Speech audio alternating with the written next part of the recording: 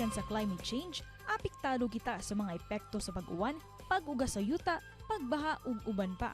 Ang mga epekto mo resulta sa mga di matag-an nga aksidente ug kakuwangon sa mga basic needs. Gumika niini, kinahanglan nato nga mangandam aron nga matubag ang atong problema, panahon nga kita makasinati ug kakuwangon sa atong mga naandan nga panginahanglan matag adlaw.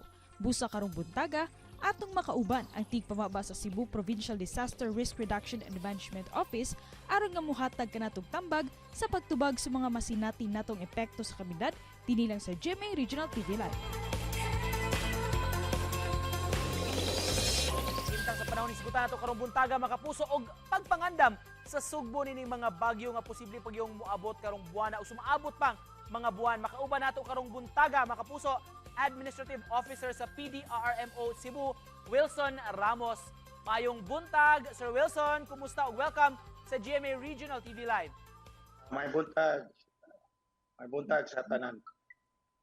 Daghang salamat sir. Base sa assessment ninyo sa PDRRMO, unsa man nga mga lugar dinhi sa Cebu Province ang prone sa mga landslide, baha ug mga dapit sab nga tandugonon ug bantayanan nato sa mga linog ug landslide.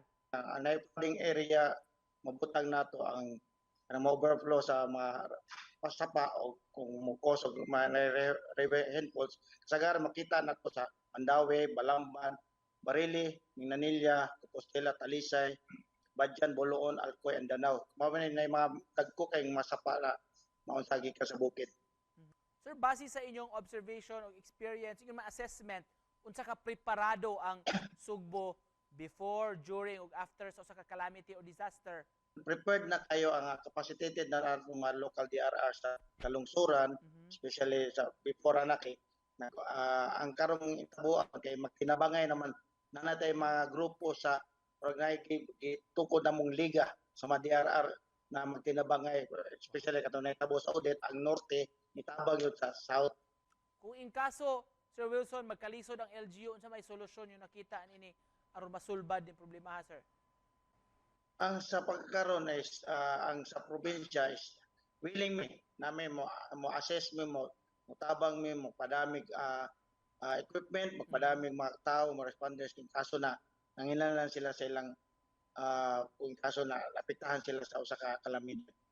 Tapos ang katong mga kasigpit na mga LGU na maapektuhan mo diretso mo assist sila. Doon ba may plano sa PDRMO nga muhatag og mga seminar sa mga mulupyo, first aid ug mga importanteng lakang bahin sa survival, sir? Sa pagkakaroon, ongoing na mga training ron, na mga information dissemination ang gibuhat sa itong mga local DRR sa kalungsuran.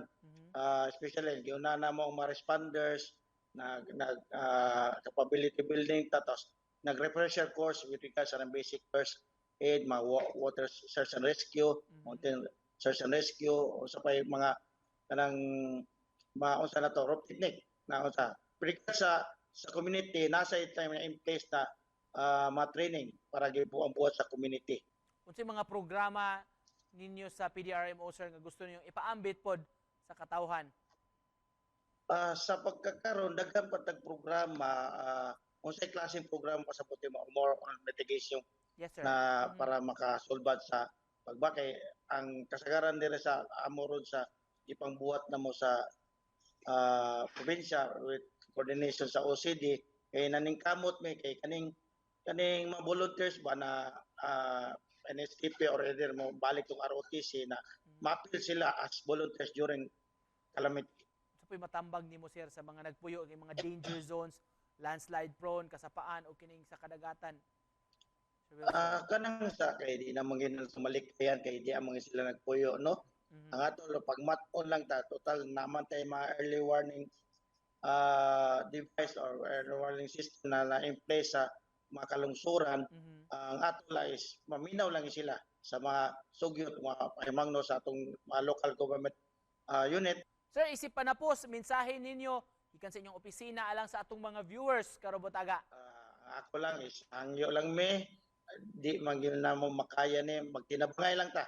Sa amo lang is amo gipiningkamutan na mo sa dire sa probinsya sa Sugbo, pinagi sa atong pinalagang governor Gwendolyn Garcia with sa kanang maglikay lang na di may way makalas, way mga daot na kabtangan sa kung may makalabilan na may tabo. Tapos ang probinsya na mga programa ibuhat atong pinalanggang gobernador para sa tanan. Para sa itong nagtabo sa audit na nakauna-una gyud siya na usay diretsong tabang para sa katawhan. Thank you so much, Sir Wilson, gikan sa Cebu Provincial DRRMO sa pag-uban kanamo, sir.